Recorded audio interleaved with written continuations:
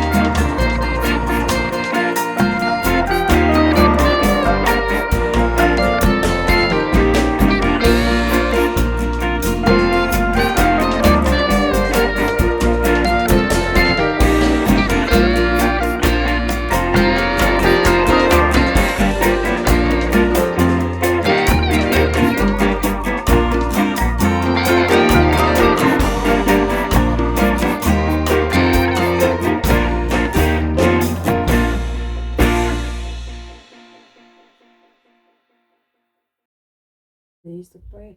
And then I've sprayed, the boots were red, so I spray them with normal air spray. The one pair I sprayed black, and the other pair I sprayed brown.